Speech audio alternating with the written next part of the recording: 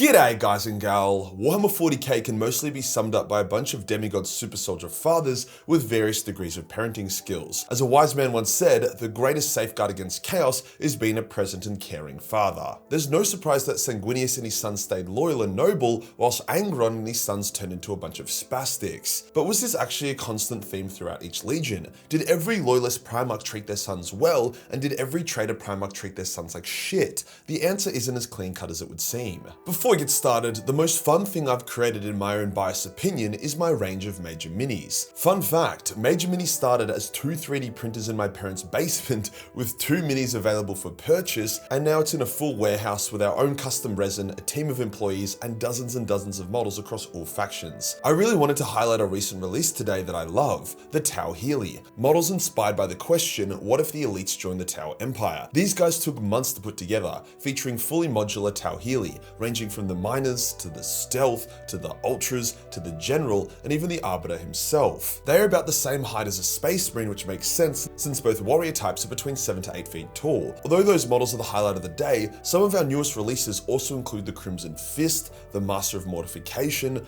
the Wolf Master of the Hunt, Sev, the Prince of Crows, the Last Lunar Wolf, and even our Ravi 2, a remaster of our most popular mini we've ever released. Minis are stunningly detailed due to our 12K printers. The resin is some of the best there is, sorry that we don't sell it, and we have a nearly perfect 5-star rating, I think it's 4.8. So why not pick up a Major Mini to spruce up your army, or just find something cool to paint? Shipping is only $10 worldwide, or free if you buy enough models. Today we'll go over how each Primarch treated their legion, seeing if we can detect patterns that explain the outcome of each legion's fate. Let's get into it.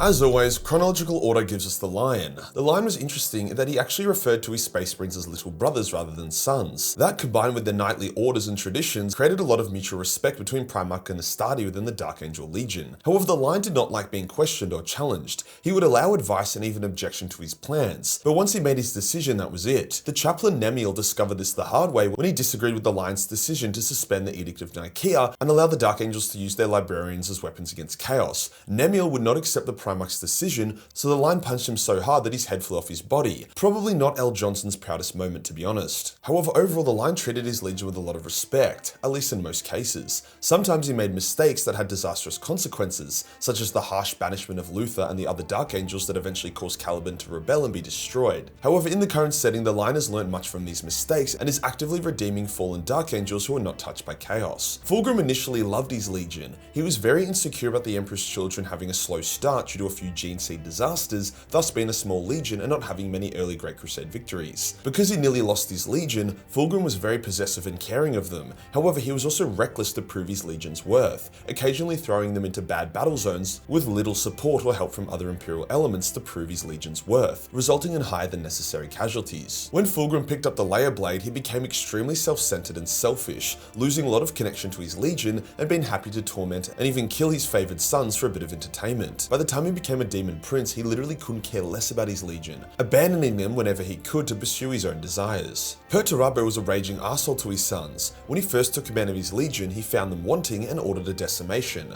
1/10 of the legion was picked at random and brutally killed by their battle brothers. The rest were thrown into the most grueling war zones imaginable. When the heresy rolled around, Perty was still a dick, but maintained a level head and a base level care of his legion. However, after the Battle of Fahl, where it seemed like some no-name Imperial Fist captain with a smaller force was going to defeat the Iron Warrior Legion until fate intervened and saved them, Perty became disgusted with his legion and despised even his inner circle of close advisors, beating one of them nearly to death and happily sending his first captain on a suicide mission during the Siege of Terra. All of his honor guard Iron Warriors were replaced with battle robots slave to his command. However, Perty wasn't a fool. He knew his legion was still strong and useful. However, by the time the siege had ended, he had lost personal attachment to them and now purely uses them as a tool or weapon. Jaged Khan held a very deep connection and respect for his legion. However, this would also strike him with much tragedy. One by one, his companions who he grew up with on Chagorus, who ended up becoming Space Marines and his greatest champions, were slain during the heresy. He also had a large portion of his legion attempt to turn traitor during this time as well. Some of them even made a blood oath, meaning that they could not be redeemed and returned to the legion and had to be put to death. Jaged loved his sons so much that he even offered these warriors relief from their oath, telling them they could break it and live. they all refused. Despite his love of his sons, Jaged still knew they were warriors, bred to fight and die, hence happily sent them or led them on daring charges into the enemy, accepting their death stoically. Ross was similar to Jaged in his approach to fatherhood. He loved his sons and there was a lot of banter and respect between them. His attitude allowed Space Wolves to disagree and argue with them in a healthy manner. However, Russ was quite reckless with his legion, throwing them into fucked up fights all the time, to a point where the Space Wolves almost suffered a similar amount of casualties as the Shattered Legions by the end of the heresy. Russ also wasn't too bothered by the chain of command, choosing Bjorn, a line warrior, as his closest advisor and friend over his Jarls and Rune Priests. Overall, I'm not sure we can call Russ a good dad, considering that pretty much all of his legion's mass casualty events were entirely his own fault, but he was fun to be around, more like a reckless uncle. Rogel Dorn wasn't exactly a warm and loving father. He demanded the best from his sons, and if any of them were found wanting, he would let them know about it. When Sigismund admitted that he allowed his decisions to be guided by faith in the Emperor, Dorn lost his fucking shit at him. However, Dorn was a fair and respectful Primarch to his sons. They all looked up to him, and he hated any strategy which involved sacrificing his warriors, always aiming to reduce loss of life as much as possible. He cared for them deeply, but he did it in his roguely, Dornily, stone-cold way. Post-heresy, Dorn was very traumatized by the siege, getting trapped in a Cornite pocket dimension and carrying the Emperor's broken body to the Golden Throne. He gave into his rage and lost his cool, resulting in the events of the Iron Cage where most of his legion died in an attempt to defeat and humble Perturabo. Can't blame the man. I too would be a bit testy if I had to go through what Dorn did. Conrad despised his legion. The only 2 or 3 Marines he actually liked were Sevatar, Talos, and maybe his equerry Shang. But even to these warriors, he was still an asshole. Conrad was also a shitty father and was entirely to blame for how his sons turned out. In Conrad's mind, he was only a sadistic murdering asshole because it was a just and effective way to deal with criminals, but he never really explained that nuance to his legion, who emulated their father and also became sadistic murdering assholes, but they did so for fun. Conrad ended up hating them so much that he blew up his homeworld of Nostramo to prevent any further new recruits, as he saw the Nostraman recruits as a blight on his legion. Despite hating his legion, he didn't abandon them like Fulgrim did. If anything, they were the ones that started abandoning him, many of them having little to no respect for their insane shitty father. There were few Primarchs who loved their sons as much as Sanguinius did. The Lord of the Blood Angels was literally ready to sell his soul to Chaos in the slim chance it would end the Red Thirst and Black Rage. Yes, Sanguinius wasn't known as the big brain Primarch. Every Blood Angel death disturbed and saddened him. He actually had a psychic connection to his legion. When Kabunda killed 500 Blood Angels in one mega attack on Cygnus Prime, the psychic blowback of their mass deaths knocked Sanguinius out. When Azkaellon was maimed by Conrad Kurz, it actually gave Sanguinius trauma seeing his favoured son wounded like that. Even in death, Sanguinius still manages to inspire his sons, appearing to Dante on numerous occasions to give him resolve and save his life. Something that shouldn't be possible considering how dead Sanguinius is, but the dude just loves his sons that much. Ferrus Manus was the father Perturabo should have been. Yes, he was harsh, tough and cold, but he wasn't cruel. He had a great relationship with many of his sons, and as such they adored him. His only regret was making his legion believe that their flesh was weak and that cybernetics were the only true path forward. Before the heresy, he had actually vowed that he would rid himself of his necrodermis arms and teach his legion to love their own flesh, a vow that would never be fulfilled. The only Primarch that could contest Conrad for Worst Father of the Year award would be Angron. See, whilst Fulgrim also sucked as a dad, at least he just abandoned his legion and he didn't kill or molest them. Angron loved killing World Eaters. He would set them near impossible battlefield targets, watch them die trying to achieve it, mock them for failing, and then he would kill a bunch of them as a punishment. His legion had to once actually subdue him and knock him out just so he wouldn't massacre them all. The only time he actually became a semi-decent father was when his legion was traveling to Syria in the hopes that they could remove the butcher's nails. Angron actually got excited by the idea and began bonding with his warriors for once. However, that ended in tragedy as Angron instead got turned into a raging demon who once again would go on rampages on his own ship, even once trying to kill Khan, who was his most favoured son. These days, Angron gives little fucks about his own legion. They are drawn to him and he slaughters like a beacon, and he allows them to fight alongside him. But even if they didn't come to him, he would still do the exact same thing.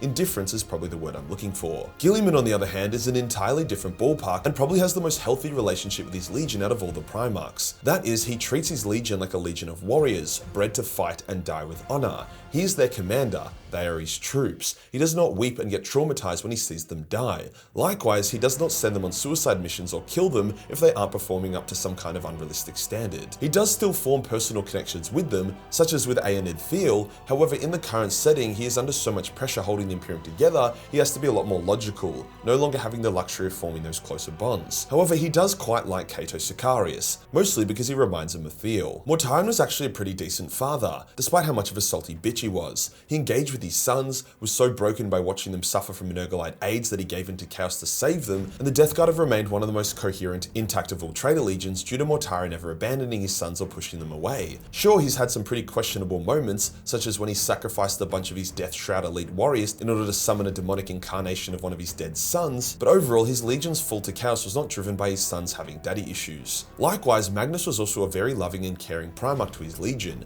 He sacrificed his eye to try stop the flesh change, refused the Emperor's offer of a new legion to protect his remaining sons, and overall had a lot of really nice moments with them. However, on the flip side, he also fucked them over a number of times. Magnus has personally killed a number of his own legionnaires, whether it be them not obeying his orders to the letter or wanting to keep knowledge secret from them. He also really fucked them over during the fall of Prospero and even tried to halt Aramman's mission to stop the flesh change. If any Primarch had borderline personality disorder, it would have been Magnus. Horus had the biggest fall from grace of them all. He went from loving his sons just as much as Sanguinius did, honoring them and raising them up, spending one-on-one time with them and guiding them, to more or less giving zero fucks about them.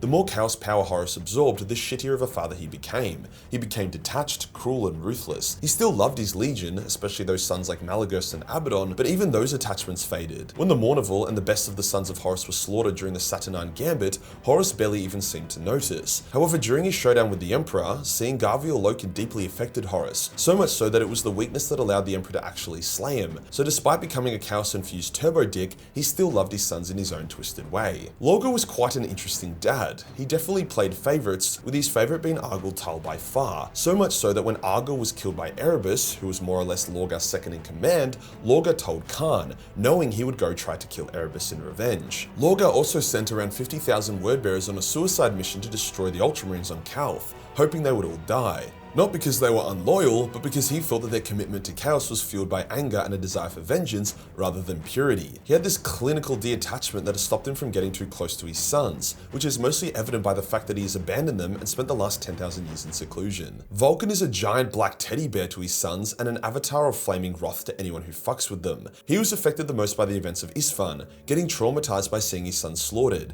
When Conrad tortured Vulcan, he used captured salamanders as they were the most effective way to torture the Lord of Drakes.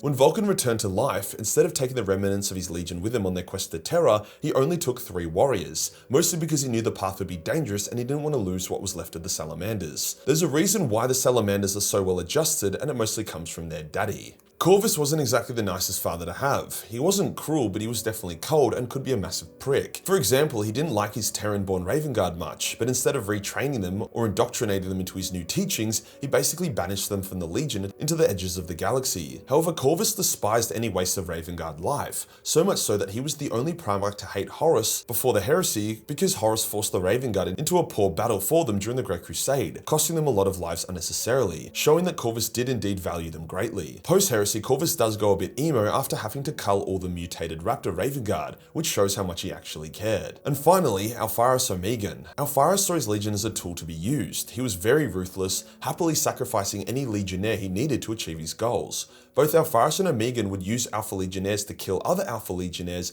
under the guise of misinformation. As each Alpha Legionnaire was stripped of individuality, it made them a lot less personable, thus as a legion they became quite cold and detached from each other. They are now heavily fragmented, with Alpharis gone and Omegan abandoning them. Overall, not the best dads, but a lot better than most of the other traitor Primarchs. So looking at this, how much did the quality of the father affect the loyalty of the legion? Quite a lot, to be honest. Dogshit father Primarchs, such as Angron, Conrad, Perturabo and Fulgrim, all ended up as traitors, whereas the worst father Primarchs for the loyalists was probably Russ, and that's just because he kept attacking when he probably shouldn't have, something that the Space Wolves liked. Even the traitor Primarchs who seemed like good fathers still weren't really. Magnus fucked over the Thousand Sons with his poor decision making, Horus just kind of went AFK on his legion during the heresy, and Mortarion was still a huge dick despite being an okay father. So we can comfortably say that having a good father figure is the greatest safeguard for your soul against the forces of hell. If you enjoyed the video and you want to support the channel, then pick up a Major Mini. There are so many out there, there's definitely something for everyone. Join the Discord for more memes and I'll see you in the next one. Peace.